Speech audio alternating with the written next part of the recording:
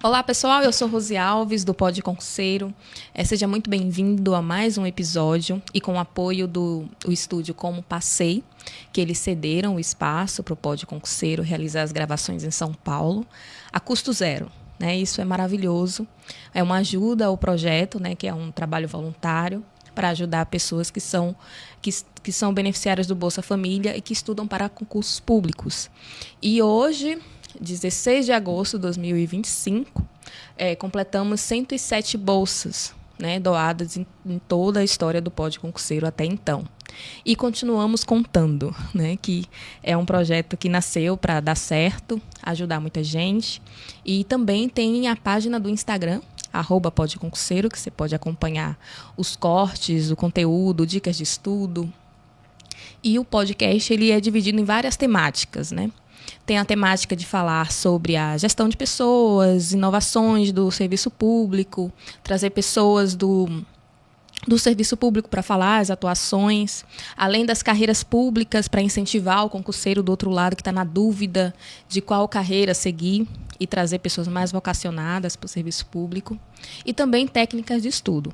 E hoje eu estou com um convidado muito especial, uma pessoa que eu gosto bastante, o secretário de Gestão de Pessoas do MGI, o José Celso Cardoso. Seja muito bem-vindo. Como você está, José Celso? Tudo bem, Rose? Muito bem, obrigado. Um prazer imenso voltar ao seu programa aqui depois de 2 anos, praticamente. Depois de 2 anos, A gente gravou a primeira vez em outubro de 2023, quando iniciou o CNU, a primeira edição. E para contextualizar, acho que é sempre bem-vindo, alguma notícia do CNU, as perspectivas para o 2 que está acontecendo agora. Mas antes, a gente gostaria de ouvir você sobre os aprendizados da primeira edição, o que você acha importante para o concurseiro do outro lado entender como funcionam esses bastidores, que às vezes eles não fazem ideia de como isso é trabalhoso, Sem dúvida. Então, eu acho que é muito simbólico, essa volta minha aqui, depois de praticamente 2 anos, em que naquela ocasião ainda o CNU ainda era uma ideia, A gente estava começando a construir essa ideia, já tinha feito anúncio de que teria mais ou menos esse formato nacional unificado, mas ainda tinha muitas indefinições, porque como foi um projeto muito inovador desde o início, ele foi muito desafiador também do ponto de vista da logística toda, da engenharia toda, jurídica, técnica, comunicacional, que a gente precisou deflagrar para poder viabilizar o concurso nacional unificado. E naquela ocasião me lembro até que havia questionamentos sobre se ia dar certo, qual seria a abrangência, enfim, dúvidas normais dos concursandos e das pessoas em geral ligadas ao mundo do concurso. Bom, passados 2 anos, a gente conseguiu realizar o concurso unificado na primeira edição, que aconteceu em 2024. Estamos já em vias de realizar a prova do concurso unificado 2, que vai ser dia 5 de outubro, com algumas diferenças em relação ao primeiro. E eu acho que esse período foi muito intenso, de trabalho da equipe, foi muito rico em termos de a gente ter conseguido demonstrar, o governo ter conseguido demonstrar a capacidade de fazer um evento dessa natureza, dessa envergadura, com competência, com qualidade, com segurança, com transparência, e poder estar agora, nesse momento, entregando os servidores aos diversos órgãos que participaram daquele certame. O CNU1 teve adesão de 21 órgãos, foram 6.640 vagas que foram ofertadas. Nós tivemos 2 milhões praticamente de inscritos, 1 milhão de pessoas fizeram a prova, Nós tivemos 600 mil isenções, foi muito importante para garantir o acesso, né, democratizar as oportunidades de acesso das pessoas pelo Brasil todo.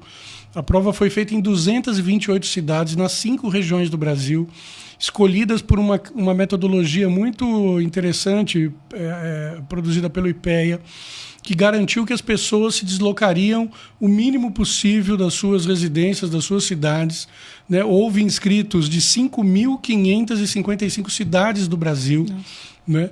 Ao fim de tudo, tivemos 908 cidades representadas no conjunto de servidores aprovados. Ou seja, dos aprovados, né, ao fim do processo, nós tivemos representantes de 908 cidades do Brasil. Acho que é um resultado que, né, diz por si só como é que foi todo o percurso e como é que foi o sucesso, né, dessa empreitada que visou, né, alargar o acesso, democratizar o acesso e mudar um pouco o perfil da força de trabalho no governo federal, né? E agora, no CNU 2, a gente está fazendo alguns ajustes decorrentes do aprendizado do 1, né? E que houve uma mudança da banca, que não é mais a CES Gran Rio, agora é a FGV, né? Mas a qualidade, a seriedade, né, a integridade do concurso continuam a mesma, e a gente vai tentar levar a cabo da mesma maneira agora o CNU 2. Ótimo. Tem uma equipe por trás de tudo isso, né? Em relação ao MGI, muita gente se dedica bastante para repensar os processos, melhorar, né, os processos em relação ao 1 também, para garantir maior segurança ainda. E nesse caso das inovações que foram trazidas no mundo do concurso, né, porque algumas normas tiveram que ser emitidas para dar esse lastro para vocês, para fazer as inovações. Eu queria que você falasse um pouco disso também para o pessoal. Sim. A gente brinca dizendo o seguinte, que o CNU ele é em si mesmo uma grande inovação, né? Pela amplitude, pela envergadura do certame, nunca havia sido feito um concurso desse tamanho, né? Com esse quantitativo e diversidade de vagas. Então, ele em si já era uma inovação. Mas, além dessa grande inovação, ele é o CNU composto por micro-inovações, ou, como a gente gosta de dizer, inovações incrementais, né? Que foram necessárias ao longo do processo, né? Vou lembrar aqui, sei lá, de 2, 3 coisas que todo mundo hoje já naturalizou como inovações e que vai servir para os concursos como um todo, né? Ao longo do tempo. A primeira foi a seguinte: vocês todos devem se lembrar que a prova do CNU 1 estava marcada para o dia 5 de maio de 2024. Pois bem, alguns dias antes aconteceu aquela catástrofe ambiental no Rio Grande do Sul, né? Uma mega enchente que inviabilizou a realização da prova nos 3 estados do Rio Grande do Sul, e nós tivemos que então suspender a prova e adiar por 6 meses praticamente, para dar tempo do Estado se recuperar e dos locais de prova, inclusive, serem recuperados fisicamente para a realização do certame, as pessoas poderem acessar os lugares em segurança, com tranquilidade, etc. Pois bem, entre essa catástrofe e a realização, ao fim e ao cabo da prova, nós inventamos uma solução que passou a valer, então, a partir daquele momento, que é uma solução que garantirá, supondo que aconteça novamente, né? Esperamos que não, né? Mas supondo que aconteça novamente algo desse tipo, uma catástrofe que inviabilize a realização da prova em determinados lugares, etc., né? Essa solução garante a continuidade do certame nos dias e locais previstos originalmente, sem prejuízo de que as pessoas ou as localidades que tiverem sido afetadas por algum motivo possam depois realizar em outra data, em melhores condições, a prova em igualdade de oportunidades, em igualdade de condições, de modo que essa solução garante comparabilidade dos resultados, garante segurança aos candidatos, a todos os atores, né, que participam dos concursos. Então, essa foi uma grande inovação que veio para ficar, não só para o CNU, mas para os outros concursos, né? Uma outra coisa que foi muito interessante como inovação foi o seguinte: os concursos tradicionais sempre costumam chamar 2 a 3 vezes o número de candidatos relativamente ao número de vagas, né? Por conta das desistências, de ter um cadastro de reserva mínimo, etc. O CNU, como ele estava organizado pelos tais blocos temáticos, que são grandes áreas de atuação do governo, né, ele juntou no mesmo bloco temático cargos, vagas de vários órgãos, de várias carreiras, com vários perfis, né, perfis ainda que próximos em termos temáticos, né, mas diferentes os cargos na sua especificidade, né? E os candidatos podem se candidatar a todos os cargos que eles desejarem dentro do bloco temático escolhido, né? Mas para garantir, então, que a gente consiga ter candidatos suficientes para preencher todas as vagas, né, de cada um dos blocos temáticos, a gente teve que aumentar o número de pessoas aptas a disputar essas vagas. Então, ao invés de chamar 2, 3 vezes o número de vagas, a gente chamou 9 vezes o número de vagas em cada bloco temático para cada cargo. Né? Então, isso garantiu um cadastro de reserva muito grande. Né? Como esse cadastro de reserva ele não vai ser todo absorvido ao longo da vigência do concurso, né? Apenas uma parte disso vai ser usado, a gente achou que podia criar uma outra inovação que acabamos criando, que foi a possibilidade de usar esse cadastro de reserva excedente como fonte de contratação temporária no setor público, né? No setor público federal, no caso. Né? Isso é importante porque as pessoas não se dão conta de que entre um órgão pedir o concurso por uma contratação temporária qualquer, que sempre é motivada por uma razão excepcional, né? Uma emergência, uma catástrofe, enfim, são sempre excepcionalidades que geram a necessidade de uma contratação temporária. Né? Então, entre o órgão pedir essa contratação temporária e o setor público conseguir entregar esse servidor, decorre praticamente um ano. E esse ano é muito crucial para quem está pedindo contratação temporária por uma razão emergencial. Né? É muito tempo. Né? Então, essa inovação que nós introduzimos também no CNU, ela permite fazer com que os órgãos, na medida das suas necessidades, peçam as contratações temporárias e já tendo havido a prova e a seleção, ou seja, já existe uma lista, né, formada por candidatos aptos a tomarem posse, né, essa lista pode imediatamente ser usada, né, para essas contratações temporárias. Então, o prazo de contratação se reduz de 1 ano aproximadamente para 3 meses. Né? É uma grande inovação também. E há outras, né, no campo, eu diria, da aplicação da lei de cotas, né, das questões de gênero, que são muito importantes. Né?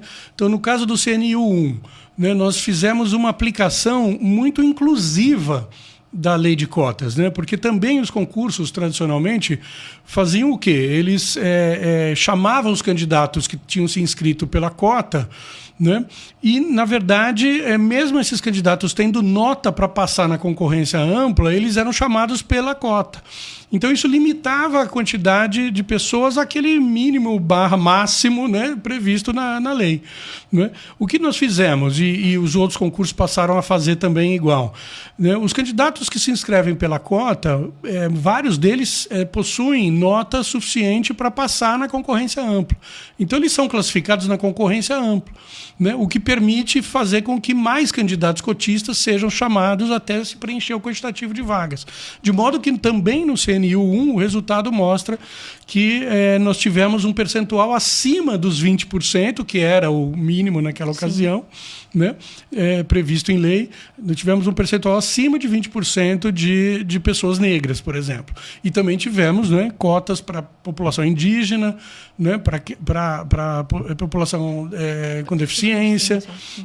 E agora, como aprendizado do CNU1 para o 2, o que a gente fez? Introduziu um novo dispositivo, né, de inclusão ligado à paridade de gênero. Né? Porque também o que acontece tradicionalmente nos concursos no Brasil? As mulheres costumam ser as que mais se inscrevem nos concursos, mais do que os homens. No entanto, nos resultados finais, essa proporção não se mantém. Né? Por várias razões. Né? Há um desfavorecimento histórico não só no Brasil, né, mas também no Brasil, em relação às mulheres no que diz respeito às condições de estudo, ao comparecimento no dia da prova, etc, etc. Então, para garantir que as mulheres possam ter iguais condições, né, de possibilidades relativamente aos homens, o que se desenhou foi um mecanismo por meio do qual, né, após a primeira fase, que será agora dia 5 de outubro, né, que essa primeira fase dessa vez vai estar composta só pelas questões objetivas, pelas provas objetivas, né? Então, ao fim dessa primeira fase, a gente já vai saber muito rapidamente qual é a distribuição homem e mulheres em cada um dos cargos, né, em disputa. Havendo situações em que as mulheres sejam menos que 50% do total, né, a gente vai trazer da lista, né, pelo ranking de notas, o quantitativo de mulheres suficientes para igualar percentualmente com os homens para a segunda fase em diante do concurso, né? Então, nenhum homem fica prejudicado, todos classificados estarão na segunda fase em diante, e as mulheres vão ganhar um reforço de quantitativo de pessoas para disputar em igualdade de condições a sequência do concurso, né? Então, isso também deve ajudar a minimizar o resultado final, que no caso do CNU-1 foi de mais de 50% de mulheres inscritas e, no entanto, 37% de mulheres aprovadas, né? A ideia é também, para além da cota racial, etc., promover também uma certa equiparação de gênero no setor público, né? Porque, no fundo, ao fim e ao cabo, para concluir, o que nos interessa é o quê? É ter uma burocracia federal, e supondo que isso se espalhe para o resto dos entes federados também, né? Que, ao fim e ao cabo, a gente consiga ter uma burocracia formada por pessoas que representem mais e melhor a população brasileira, né? Do ponto de vista sociodemográfico, do ponto de vista territorial, né? E por aí vai. Então, essas medidas são importantes porque elas garantem não só uma inclusão mais efetiva, né, de setores muitas vezes desfavorecidos nesses certames, né, como garante no futuro, eu acho que melhores condições para a produção das próprias políticas públicas. Excelente. Pensando no candidato, né, que está se preparando, aquela situação da lista de espera, a única taxa que foi paga para o concurso, além de concorrer àquelas vagas, essa pessoa com a mesma taxa ainda vai poder estar nesses processos seletivos, caso não sejam chamados, né? Sim. Porque em relação ao banco de vagas, fora das vagas imediatas, né? A galera do cadastro reserva e o fato delas assumirem essas posições num processo seletivo não quer dizer que elas não poderão ser chamadas depois. Exato. Né? Não é uma substituição, para deixar isso bem claro. Né? Exatamente. Não é uma substituição da lista, né, em relação a cargo efetivo, né, para a pessoa fez um concurso. Então eu vou ser chamado num processo seletivo temporário, eu fiz o concurso. Mas não quer dizer que você não vá assumir. Né? Exatamente. Isso, claro. Isso é importante explicar. Ou seja, as pessoas classificadas nesse quantitativo de 9 vezes, né, o número de vagas, elas vão seguir uma ordem de nota, né, por meio da qual elas vão ser chamadas para os cargos efetivos. Mas nem todos os cargos serão preenchidos, ou nem todas as pessoas desse cadastro serão chamadas para os cargos efetivos por conta do limite de vagas, né? No entanto, elas poderão ser chamadas para os cargos temporários, e se houver novos chamamentos ou desistências que exijam chamamentos adicionais para os cargos efetivos, essas pessoas que estiverem, por exemplo, né, numa situação temporária, vão poder assumir, né, vão poder ser chamadas. É exatamente isso. Não se trata de uma substituição, né? É um mecanismo apenas para otimizar o certame, né? Já que é muito caro, difícil, etc., de se realizar concurso, o que a gente fez? Vamos fazer um concurso que possa servir a várias coisas, né? Ao preenchimento das vagas efetivas, tradicionais, e ao preenchimento de vagas temporárias excepcionais, se necessário. Sim, é que pensando no o concurseiro que muitas vezes está até desempregado, né? Sim. Então, eu já estive numa situação estudando para concurso e não estar trabalhando e saber que isso pode acontecer, né, de ser aproveitado num processo seletivo, isso dá um fôlego para o candidato, né? Então, ele vai ter sua renda, continuar estudando, né, caso ele não seja chamado para o cargo efetivo para o qual ele se candidatou, né? Eu acho que isso dá um fôlego para continuar estudando para os próximos concursos e também gera uma experiência para o candidato de administração pública, né, da vivência no serviço público. E até ajuda a decidir se realmente quer servidor ou não. É uma boa. Isso a gente nem tinha exatamente pensado, mas serve para isso também. Como uma experiência, né, de trabalho que pode ou não ser referendada no futuro pela experiência que ele tiver, né? Sim. E aproveitando que a gente está falando do CNU, a gente poderia falar sobre o livro, né? Sim. Que organizamos. Fique à vontade para fazer bem. a propaganda. Vou fazer aqui a propaganda, então, olhando para os colegas que estão aqui acompanhando. Eu e Rose, a gente organizou esse livro que se chama Saga do CPNU, porque foi uma saga, né? Fazer essa coisa toda acontecer. Inovação em serviços públicos e transformação do Estado para a cidadania, que são os dois motes do Ministério da Gestão e Inovação em Serviços Públicos, né? Esse ministério foi criado com essa finalidade, né? Inovar na gestão pública para criar instrumentos, mecanismos, projetos, programas mais eficazes, né? Que pudessem dar retorno para a sociedade num prazo mais curto de tempo e com qualidade, né? E o livro, então, ele faz esse registro documental, né, de como foi todo o processo de bastidor que você tinha comentado no início, né? De montagem desse concurso, em termos da engenharia toda necessária para colocar em pé, né? Em termos de adesão dos órgãos, de montagem da ideia de blocos temáticos, que nada mais são do que, como eu disse, as grandes áreas de atuação governamental, né? A questão da classificação, que foi para o qual a gente teve que inventar também, né? um algoritmo de classificação que levasse em consideração as preferências dos candidatos em relação às vagas todas disponíveis em cada um dos blocos temáticos, né? Então, tem muita tecnologia administrativa, social, por trás, né, do CNU, e o livro traz também, além desse registro documental todo, alguns capítulos no final que já são primeiras análises, né, de sentido mais geral do concurso, né, em termos da sua eficácia, da sua efetividade, dos seus desafios, dos seus problemas que precisam ser ainda enfrentados, porque, claro, como toda inovação, a inovação ela é sujeita a chuvas e trovoadas, né? Há muitos riscos e muitos erros no percurso. Mas essas coisas fazem parte da inovação, né? Isso está no DNA da inovação, de qualquer inovação, né? Não tem nenhum empresário que tenha inventado um produto que não tenha jogado um monte de coisa fora até o produto final dar certo, né? E a mesma coisa acontece no setor público. São muitas rodadas, às vezes, de tentativas e erros, até se chegar a um formato ótimo, né, que possa ser reproduzido com mais segurança, transparência, integridade ao longo do tempo. E eu acho que a gente está muito perto de chegar a um modelo de concurso que não vai ser o modelo único, né, obviamente, mas vai ser o modelo dominante no Brasil, né? Porque depois do CNU1 nós já tivemos, por exemplo, notícia de estados querendo realizar os concursos unificados para suas vagas estaduais. Nós já tivemos notícia do próprio Ministério da Educação, que por meio do INEP, que é quem faz o Enem, né, que foi uma grande inspiração para o CNU, a notícia da Prova Nacional Docente, né, que passou a ser chamada, inclusive, carinhosamente de CNU dos docentes, né? O CNU era o Enem dos concursos, e agora a Prova Nacional Docente é o CNU dos docentes, que é uma prova unificada para contratar professores para todos os estados e municípios da rede pública. Então é uma inovação fantástica.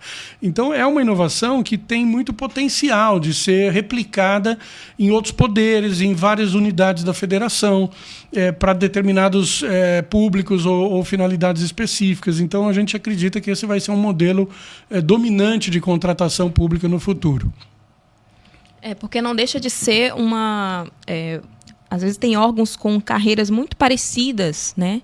E pensar no modelo de contratação, né, um modelo de concursos públicos que possa ser unificado e que gera economia de escala, né? Sim. Você tem uma única equipe organizando um concurso, uma governança como tem o CNU, né, que é a participação de diversos órgãos, porque não é o MGI que está decidindo tudo, né? Exato. Não é o EDI, isso. Queria que você falasse essa participação dos órgãos. Essa governança, como a gente diz, né, o arranjo de governança, ou de supervisão, de coordenação do concurso é outra inovação, no fundo, né? Uma inovação institucional que está bem escondidinha ali, ninguém vê isso quando olha o concurso, mas sem isso nada poderia ter acontecido. Então a gente conta nessa estrutura de governança, né, com vários órgãos, além do MGI, que é o grande formulador da política, né, nós temos o INEP, que ajudou muito no CNU 1 e que continua compondo essa estrutura. A ENAP, que é a Escola de Governo, que ajudou muito na concepção dos materiais pedagógicos, inclusive, de apoio, né, e realizou o curso de formação das carreiras que tem curso previsto em lei. O IPEA, que é o Instituto de Pesquisa, que tem trabalhado muito no sentido de analisar, acompanhar e avaliar os resultados do concurso, comparando, inclusive, com concursos que não aderiram ao CNU, para a gente ver a diferença de perfil dos servidores concursados. Tivemos a AGU, né, a Advocacia Geral da União, que coordenou uma rede de segurança jurídica do concurso, por conta sempre das judicializações que fazem parte desse tipo de evento. E agora, no CNU 2, a gente agregou a ABIN, né, a Agência Brasileira de Inteligência, e agregou o próprio Ministério da Justiça, de Segurança e Justiça, que por meio de onde a gente faz a parceria com as polícias estaduais, né, com a Polícia Federal, com a Polícia Rodoviária Federal e com as polícias militares dos estados, que ajudam em todo o trabalho de distribuição e recolhimento das provas, né, que vão para todas as escolas. Então tem toda uma engenharia de segurança, de transparência, né, de integridade e de comunicação por trás, que depende de muitos órgãos. Inclusive, falando em comunicação, a SECOM, né, que é a própria Secretaria de Comunicação do Governo, junto com a assessoria de comunicação do MGI e as demais assessorias de comunicação dos órgãos que participam, compõem também uma rede, né, de comunicação única para evitar fraude, para evitar desinformação, para evitar uma série de problemas que costumam também acontecer no âmbito dos concursos, né? Então tem toda uma engenharia, né, por trás que garante essa, vamos dizer, segurança de que o concurso ele é um concurso correto do ponto de vista ético, ele é um concurso íntegro do ponto de vista da segurança dos candidatos, da segurança dos órgãos que participam, né, e o resultado a gente está conseguindo já entregar a partir do CNU 1. Né? Excelente. A gente tem umas discussões, né, acontecendo no momento sobre reforma administrativa. A gente poderia entrar agora, né, nesse assunto quais são as perspectivas do governo quanto a isso, desde a PEC 32, para dar uma contextualizada para quem não está acompanhando, o quão sério é, né, essa discussão. Sim. A reforma administrativa é um tema quase que permanente, né, na agenda pública brasileira. Pelo menos desde que eu estou no setor público, ou seja, desde a década de 90, sim, que eu trabalho, estudo e me envolvo com essa discussão. Então é um tema permanente, como é também o da reforma tributária, da reforma política. São assuntos muito complexos e, por isso, eles são de difícil solução, né, assim, no curto prazo. Eles estão sempre exigindo atualização de informações e participação dos diversos atores na esfera pública. No caso da reforma administrativa, o que acontece é que o Brasil, ele nos anos recentes, ele caminhou por uma trilha um pouco equivocada em termos do diagnóstico que se constituiu sobre o setor público no Brasil. Por que equivocada? Porque o diagnóstico tradicional, ele afirma ainda que o setor público brasileiro ele é grande, ele é caro e ele é ineficiente. Né? Esse é o mantra que corre, infelizmente, nas cabeças das pessoas que escutam e reverberam esse tipo de coisa sem uma reflexão mais aprofundada. E nenhuma dessas três coisas é verdade. Quando a gente estuda isso mais profundamente, a gente vê que o Estado brasileiro está longe de ser grande do ponto de vista do quantitativo de pessoal, do ponto de vista do gasto com o servidor. Né? Para você ter uma ideia, o Brasil tem hoje cerca de 10% da população ocupada empregada no setor público, todo o resto, ou seja, 90% da população empregada no Brasil é empregada pelo setor privado. Né? Então, 10% só. Sendo que nos países da OCDE, que são os países considerados, né, mais ricos, essa média é de mais de 20%. É 22%, 23%. Né? O gasto com pessoal no governo federal, por exemplo, está longe de ser um gasto explosivo ou grande. Ele já foi, no começo dos anos 2000, cerca de 4,5% do PIB. Hoje ele está em menos de 4%, ele está em 3,5%, 3 e poucos por cento do PIB. Então isso não é verdade. O Estado não é grande, não é inchado, como se diz às vezes por aí. Né? E tampouco ele é caro, porque também o gasto com o pessoal está longe de estar fora de controle. Né? E pasmem, né? E aí eu acho que isso, inclusive, é a parte mais interessante dessa discussão, porque se diz, o Estado é ineficiente. Não, mas de onde tiraram essa informação? Não tem um estudo empírico mostrando nada disso. Pelo contrário, os estudos empíricos sobre esse assunto mostram que o Estado brasileiro é eficiente. É claro que existem áreas, e sempre há, né, espaço para melhoria, né, de ganhos de eficácia, eficiência e etc. Mas está longe de ser ineficiente. Vou dar uma estatística básica. Né? Hoje, ano 2025, o Brasil tem aproximadamente 550, 560 mil servidores federais ativos, civis. Né? Quando a Constituição brasileira foi promulgada, lá em 88, esse quantitativo era de quase 1 milhão de servidores civis ativos. Ou seja, em 40 anos, aí, quase, a gente tem menos servidores civis ativos hoje. E, no entanto, o Estado brasileiro, no âmbito federal, faz e entrega muito mais bens e serviços para a população do que fazia há 40 anos atrás. Entendeu? Então, isso é um indicador simples, porém fácil de entender, de que, na verdade, se faz hoje muito mais com muito menos servidores. Por quê? Porque nesse período da Constituição para cá houve uma mudança de composição da força de trabalho dentro do setor público federal. Né? Antes você tinha muitos servidores de nível auxiliar ou nível intermediário, hoje você tem mais servidores de nível superior. Né? Então, uma produtividade maior por conta da escolaridade. Né? Você tinha muitos servidores focados em atividades administrativas ou intermediárias da gestão. Né? A tecnologia e os processos inovadores recentes transformaram isso em automação digital, em outras coisas. Então, você hoje tem muito mais servidores ligados às políticas finalísticas, né? O atendimento direto à população, ou realizando as funções dos órgãos no que diz respeito à elaboração das políticas, acompanhamento, implementação e tudo mais. Então, há uma mudança interna, também um pouco invisível para quem é de fora do setor público, que não percebe que o que está em curso, por conta da Constituição de 88, é um movimento de profissionalização da burocracia, né? E um movimento de organização da ação do Estado com base em mais qualidade, em mais competência, em mais mérito e menos indicação política, por exemplo. Né? Isso foi possível por conta da Constituição. Né? O ingresso hoje no setor público depende de quê? De concurso público, né? Não mais de indicação como era antes de 88. Então, a primeira coisa sobre a reforma administrativa é desmistificar essa visão que infelizmente ainda é dominante no senso comum, de que o Estado é grande, caro e ineficiente. Não é. Os dados e os estudiosos que se enveredam por esse assunto sabem que não é verdade isso.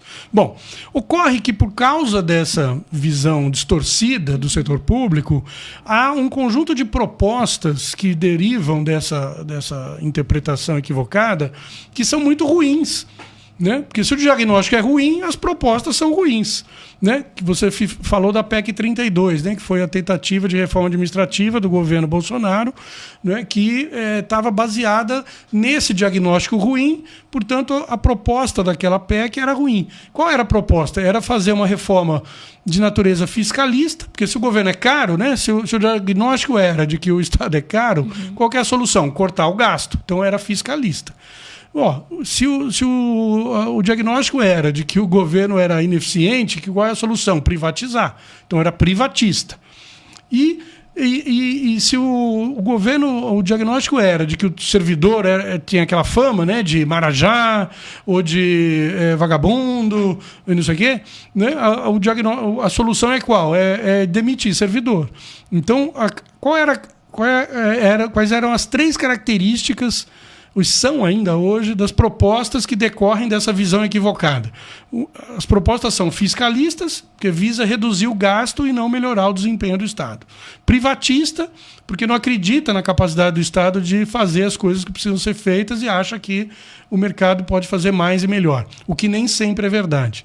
E as propostas são punitivistas do servidor, transforma o servidor em vilão do serviço público, quando, na verdade, quem trabalha com esse tema e quem é servidor sabe que não é assim, né? Os servidores, eles são, pelo contrário, eles são engajados no que fazem, eles se dedicam ao que fazem, a maior parte deles. É óbvio que tem ajustes e melhorias a serem feitas, né? Mas tá longe de ser algo que chegue perto a esse diagnóstico, não é, que está sendo difundido. Bom, isso tudo para explicar qual é a visão dominante.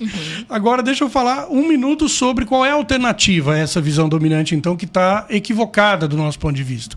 Né? A visão alternativa é a de construir, né, por meio de uma reforma de Estado, de uma reforma administrativa, um Estado que fortaleça aqueles princípios que já estão presentes na Constituição de 88. É um Estado republicano. O que quer dizer isso? Um Estado voltado para o bem comum, voltado para o combate à desigualdade, voltado para o desenvolvimento nacional, né? É um Estado, além disso, o quê? Democrático. É um Estado que acredita que... É uma reforma que acredita que a democracia não é só um valor político em si, o que já é bastante. Mas, além disso, acredita que a democracia deve ser um método de se governar. Um método por meio do qual o Estado aperfeiçoa os seus processos. E fazer isso, na prática, é o quê? É trazer a população para participar dos processos decisórios, né? É o tal da participação social nas políticas públicas.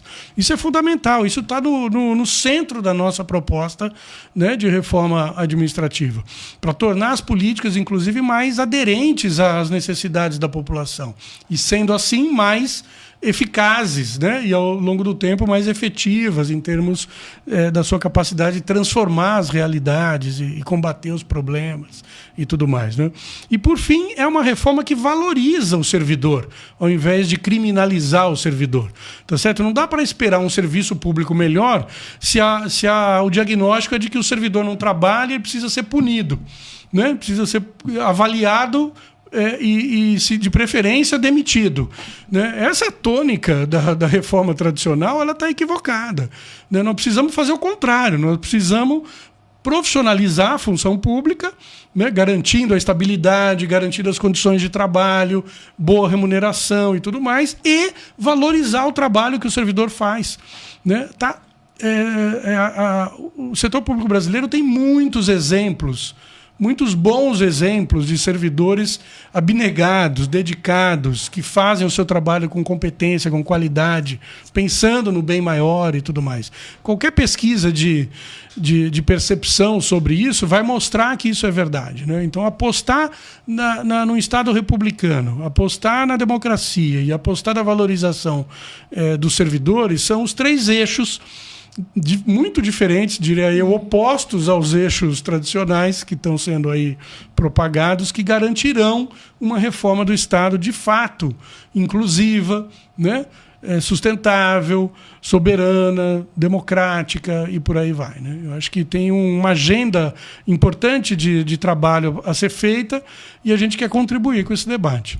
Sim, e há até uma crítica, né, sobre o que seria a reforma administrativa, né, já que a PEC 32 estava falando apenas de pessoal, né, porque teria que ter um escopo mais abrangente, sim, né, claro. se puder falar sobre isso. Porque no fundo a reforma administrativa, qual que é o objetivo dela? É reduzir o gasto com o pessoal ou é melhorar o desempenho do Estado? É melhorar o desempenho do Estado. Bom, se é melhorar o desempenho do Estado, melhorar a capacidade do Estado de entregar mais e melhores políticas para a população, né, então o que precisa é um conjunto de reformas que, além de fazer isso que eu mencionei atrás, né, que garanta os princípios republicanos, que promova a democracia como método, né, e que valorize o servidor, é preciso que também essa reforma esteja preocupada em fortalecer as organizações públicas, né, em eliminar os privilégios do Estado brasileiro, que ainda existem. Né? Você está tendo aí uma discussão grande hoje sobre supersalários, essa coisa toda, e isso precisa ser enfrentado. É, de fato, uma vergonha o país ainda no século XXI conviver com essa situação de hiperdesigualdade remuneratória dentro do setor público. Né? Porque que a desigualdade seja algo, entre aspas, natural, né? Não é natural, né? Mas é aceita como tal, né? Na sociedade capitalista é uma coisa, porque a regra do jogo capitalista é essa. Né? O capitalismo nunca se preocupou em igualdade de oportunidades e nem em igualdade de remuneração, de resultados ou de remuneração. Né? Sempre se preocupou em produzir mais com menos, de produzir lucro para quem participa do empreendimento e por aí vai. Né? Tá ok, isso é da lógica capitalista, mas no setor público, onde a ética é pública, onde o objetivo não é o lucro, é a cidadania, é o valor público que o Estado aporta para a coletividade por meio das políticas, etc., não faz nenhum sentido haver essa discriminação, não faz sentido haver assédio de nenhum tipo, não faz sentido haver diferença remuneratória absurda que existe hoje, não só em cada nível que a gente olha da federação, mas entre níveis. Né? Você vê, os trabalhadores que trabalham nos municípios do Brasil, no setor público municipal, eles têm salários menores do que salários que são pagos da iniciativa privada para as mesmas ocupações, por exemplo. Né? Isso poucas pessoas falam. Né? Então, cadê o Marajá? Não tem Marajá aí, pelo contrário. Né? E, no entanto, quando a gente compara esse salário dos servidores que fazem atendimento à população nos municípios com os salários de magistrados, de altos dirigentes de organizações públicas, etc., a diferença é de 50 vezes. Tá certo? Quer dizer, não faz nenhum sentido. Não é o horizonte de uma sociedade que nos pareça razoável procurar, né? Buscar. Né? Pelo contrário, nós temos que enfrentar esse problema dos supersalários de uma maneira muito decidida. Eu acho que a agenda está colocada para isso. Sim. Inclusive, a PEC 32, né, ela traz o enfraquecimento da estabilidade, né, como um grande, assim... Exato. Como se fosse um grande meio de trazer a eficiência e enfraquecendo as prerrogativas do servidor. Exatamente. Né? Porque para quem é servidor e está do outro lado e precisa tomar decisões nas suas atividades, em assinar um documento, né? Um processo licitatório, por exemplo, quem está trabalhando na área meio. Porque na PEC 32 a estabilidade seria só para as carreiras típicas, né? Então, alguém que está trabalhando na área meio, que precisa assinar um processo licitatório, e ele sabe que ele tem a estabilidade, então ele vai utilizar essa prerrogativa para fazer o correto. Porque quando a pessoa não tem essa prerrogativa, não que ela coloque em jogo o próprio caráter, mas e sim o próprio emprego, né? Exatamente. Então, acho que abre margem de perseguições, sim, de pessoas que estão na liderança, que queira fazer da forma como, sei lá, fora da legalidade e exigir desse servidor. Já aconteceu comigo. Não, isso é muito comum no setor público. Não, isso que você trouxe, Rose, é muito importante, porque a questão da estabilidade, que também é criticada, né, de modo infundado por aí, ela é um eixo organizador do Estado. né, do Estado democrático de direito, porque é exatamente isso que você falou. Quer dizer, a estabilidade ela não é um privilégio do servidor, ela é uma proteção jurídica contra os assédios de todos os tipos que, em geral, os empregadores praticam contra os funcionários. Sim. Então, não havendo a estabilidade, dificilmente um servidor poderia contestar uma decisão superior, poderia impedir um mal feito. Sim. Tá certo? Então, a estabilidade é uma segurança jurídica para o servidor, né, contra esses desmandos e assédios de todos os tipos, mas é também uma segurança jurídica para a sociedade de que o Estado vai continuar executando o que tem que executar em termos de política pública ao longo do tempo, independente do governo de plantão. Tá certo? Uma coisa é a alternância política no poder, né, que é a essência da democracia.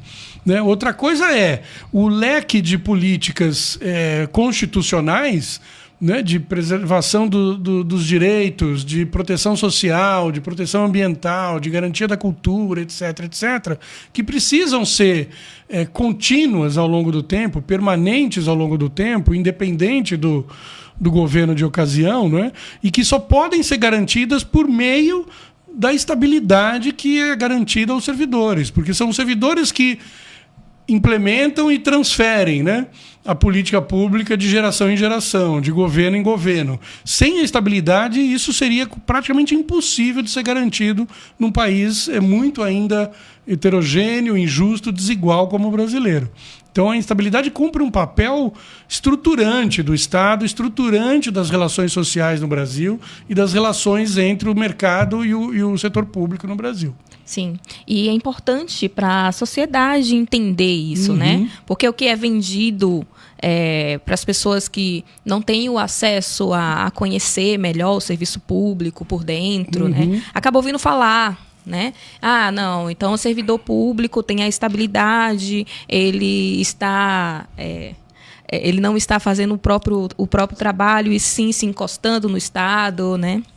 E saber que a estabilidade é uma proteção do servidor até para realizar o serviço que vai atingir você, que está aí do outro lado, né? Exatamente. Pela sociedade, tem que estar isso muito, muito conceituado, assim, entender exatamente para que isso serve, né? Porque às vezes acontecem essas mudanças, como a PEC 32, né, surgindo, muitas pessoas acabam trazendo isso como uma válvula de escape, de que não, agora sim o servidor vai ver como é que é e nem imagina como isso pode ser muito pior. Muito pior, exatamente. Inclusive, até por conta desse tema que você trouxe, eu queria até aproveitar para fazer aqui a propaganda desse material que a gente tem produzido lá no Ministério da Gestão, na Secretaria de Gestão de Pessoas, que são duas revistas, uma que se chama Gestão de Pessoas em Ação, que tem vários números, está disponível gratuitamente para ser baixada pelo site do MGI, e que traz um resumo desses processos, desses projetos em gestão de pessoas que tentam melhorar a qualidade do serviço público a partir da valorização dos servidores, que é exatamente disso que a gente está falando. Inclusive tem textos aqui, artigos sobre essa questão, né, da estabilidade e a questão da gestão e avaliação do desempenho, etc. E a outra revista, que é essa aqui, que se chama Gestão de Pessoas em Evidência, ela traz um apanhado temático, cada edição tem um tema específico sobre várias dessas questões que a gente discutiu aqui, né? Essa primeira edição da revista, ela fala sobre as tendências e trajetórias das aposentadorias no setor público, né? Que a gente começou falando de concurso, né? Agora eu vou terminar falando de aposentadoria, né? Nós temos aí um estudo que mostra, por meio dessa revista, que os próximos 10 anos algo como 180 mil servidores vão estar em idade, em condições de aposentar. Só no setor federal, só no setor público federal. Então, isso coloca a necessidade de um planejamento da força de trabalho, né, de recomposição da força de trabalho muito importante para o governo federal, né?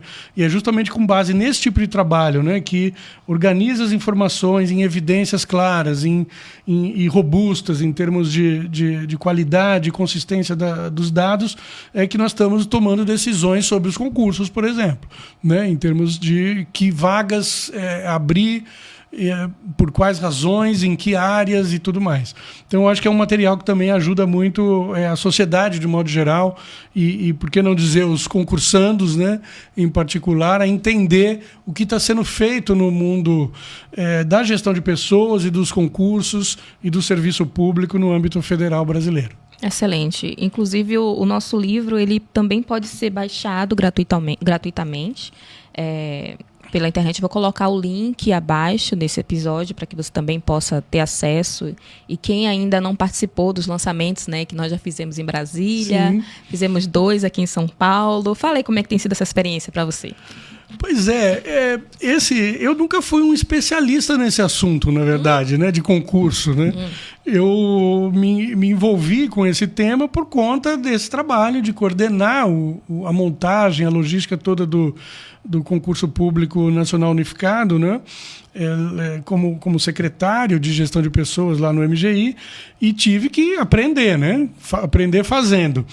E aí eu vi muito claramente e muito rapidamente que essa era uma inovação tão rara de acontecer, né, e tão importante, e que precisa tanto dar certo para melhorar, né, a qualidade da seleção pública, a mudança do perfil da burocracia e tudo mais, que eu entendi que a gente precisava registrar essa experiência. Né, registrar de diversas maneiras, né? Então, muitos podcasts, muitos vídeos, muitas entrevistas, mas também um registro mais permanente. Né? O livro ainda é um registro documental que se preserva no tempo, né? Que diferente de um meme, né? Diferente de um TikTok, Sim. diferente de um vídeo rápido, ele continua, né, para gerações futuras. Então eu fiz um esforço muito grande de buscar condições de reunir os principais aspectos que deram origem ao CNU para registrar em livro. E isso só foi possível porque Rose Alves trabalhou intensamente no material de base desse livro para traduzir de uma forma mais acessível para grande parte do público, né, essas tecnicalidades todas que estão por trás e por dentro, né, do CPNU. Então, eu acho que foi uma experiência muito legal. Agora a gente está fazendo vários lançamentos, né, desde Brasília, São Paulo. Acho que o próximo importante de ser feito talvez seja no Rio de Janeiro. Vamos tentar levar essa informação, essa experiência para outros lugares. Que além do lançamento em si do livro, a gente traz os debates, né, com acadêmicos, pessoas que estão realizando a atuação dentro da administração. Então, traz um conhecimento muito denso, né? Esses lançamentos que a gente pôde fazer foi de muito aprendizado para mim. Mesmo estando fazendo ali a mediação, para mim, eu parava tudo para ficar anotando, né? Controlar o tempo de vocês, para mim, é a parte mais difícil, porque é um momento de aprendizado e cortar a pessoa quando está falando ali. Nossa, tem gente que fala aqui no podcast, né? Os que acompanham, que gostam muito pela condução das entrevistas, que eu não interrompo o convidado. E era uma coisa que me incomodava muito quando eu escutava outros podcasts, de que o apresentador ou a apresentadora cortava o convidado para falar de outra coisa e do nada a pessoa se perdia. Aqui não acontece isso, com certeza. Não. Aliás, pelo contrário, você deixa a gente falar demais. Eu adoro, eu gosto bastante. Muito bom. Eu queria que você pudesse deixar agora a gente está encaminhando, né, para o final, deixar uma mensagem para o candidato que vai fazer o CNU 2, as suas expectativas em relação a essa prova, né? Porque tem a chance de mudar a vida de muita gente, né? Que nunca teve a oportunidade de estudar.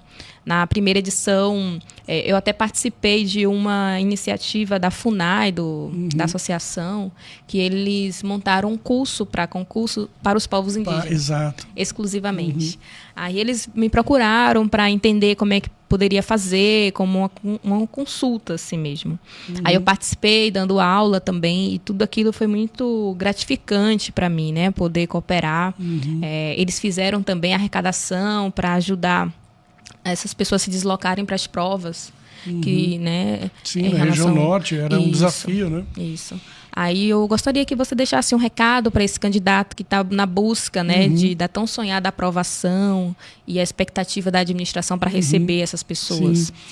Sim. Então, eu acho que a recomendação básica, né, além daquela de todo mundo, né, de concentre-se, estude, foque nos temas principais de cada bloco, de cada tema que você está concorrendo, né, de cada cargo, né, mas além de tudo, isso que é o básico, que você também busque se inspirar no próprio resultado do CNU1, né, que mostrou uma diversidade de configurações aí de pessoas que chegaram agora, estão entrando agora no setor público, que mostra o acerto dessa inovação, né? Então, ou seja, isso que a gente desenhou como uma aposta lá atrás se concretizou, né? Ou seja, o Estado, que no Brasil sempre cumpriu esse papel de ser uma fonte de emprego qualificado, de emprego seguro, né? E tudo mais, e por meio disso o Estado promoveu uma mobilidade social impressionante no Brasil, né? E isso voltou a ser realidade agora, né? As pessoas podem concorrer em igualdade de condições com quaisquer outras pessoas, né? O perfil da prova ele favorece os conhecimentos adquiridos ao longo da vida da pessoa, ao longo da experiência própria, ao longo das formações que tiveram, né? Então, além da formação própria de cada um, das vocações de cada um e dos interesses de cada um, né, manifestos ali na escolha que fizeram dos cargos e dos blocos que vão concorrer, né, tem essa questão, né, de que o resultado do CNU1 já mostrou que esse tipo de concurso ele é capaz de abrir portas para as pessoas, né, para as pessoas do Brasil inteiro que queiram trilhar uma carreira profissional no setor público, né? E nós estamos conseguindo fazer isso e, por meio disso, mudar a própria cara do setor público brasileiro, né? Eu acho que isso fica como não só um estímulo, mas um guia, né? Um guia quase que espiritual de inspiração para as pessoas que estão engajadas aí na realização da prova. Lembrando disso, né? O CNU 2 é ligeiramente diferente do 1 em termos da montagem do esquema geral, né? A prova não é um dia só, a prova vai ser feita... Vão ter 2 dias de prova, né? A primeira fase de questões objetivas, dia 5 de outubro, e a segunda fase de questões dissertativa e, a partir daí, títulos, etc., no dia 7 de dezembro, né? Então, não esqueçam as datas, preparem-se, estamos aguardando vocês o ano que vem no setor público federal brasileiro. E leiam o edital. Leiam o edital do começo ao fim. Sobre a avaliação do CNU1, para quem tiver interesse, teve um seminário internacional de concursos públicos realizado pelo MGI, e todos os vídeos, as apresentações estão salvas no site do MGI. Exato. Eu vou disponibilizar o link aqui que vai levar vocês para essas palestras, e uma delas foi a do Pedro Masson, que falou sobre a avaliação, as avaliações preliminares, né, do CNU, que é um processo que ainda está em andamento, né? Eles estão realizando outros estudos. Eu até convidei para ele participar do podcast, ele aceitou. Que ótimo. Aí ele vai terminar algumas análises para trazer um compilado atualizado para o Pod Concurseiro. Então, para quem não assistiu ainda e tem a curiosidade, quais resultados são esses, né? CNU1 serviu para quê? Né? O que o CNU2 está trazendo de inovação que já foi reflexo dessa avaliação preliminar, né? Então, eu vou disponibilizar aqui no canal para vocês terem acesso, porque é importante também, né? Trazer esses reportes assim para e o vídeo sociedade. de ontem também, né? Sim. Que foi transmitido lá do seminário da FGV, não é? Isso, e do Tribunal de Contas também. Eles gravaram, embora não... vai estar disponível ao grande público. Isso, aí eu colocarei aqui no canal Ótimo. Também, para eles acompanharem. Maravilhoso. Então, Zé Celso, muito obrigada pela participação mais uma vez. E eu sei, né, a gente fez esses eventos ontem, a gente está cansado. Mas muito gratificante, muito importante, eu acho, fazer isso para registrar e para manter, né, também esse tema em ascensão, porque eu acho que é uma inovação que mostra que é possível combinar, né, eficiência da gestão pública com inclusão social. Eu acho que isso é o mais importante. Excelente. Então, pessoal, você que já acompanha o Pod Concurseiro, compartilhem o canal, né? Fale com outros candidatos que estão se preparando para o CNU 2, para acompanhar os conteúdos aqui do canal. Quem tiver interesse em ajudar outros concurseiros, né, que são beneficiários do Bolsa Família, escrevam nos comentários. A gente acaba fazendo algumas campanhas de doação até de computador. Às vezes acontece. Legal. Na primeira campanha mesmo, tinha candidatos que não tinham computador, estavam precisando pelo celular, né? Porque para muita gente, isso dá pelo celular, mas quem é concurseiro sabe a dificuldade que é estar estudando com o celular na mão, né? Claro. Então, uma estudante não tinha um celular em Minas Gerais, aí eu coloquei à noite no Instagram, alguém de Minas tem algum computador usado, alguma coisa assim. Aí quando eu acordei já tinha. Aí uma pessoa foi e mandou por correios para casa da estudante. Aí no DF também, doou o monitor, o outro teclado, a CPU. Aí tinha um profissional de TI que se disponibilizou para fazer a manutenção disso tudo e montar o computador.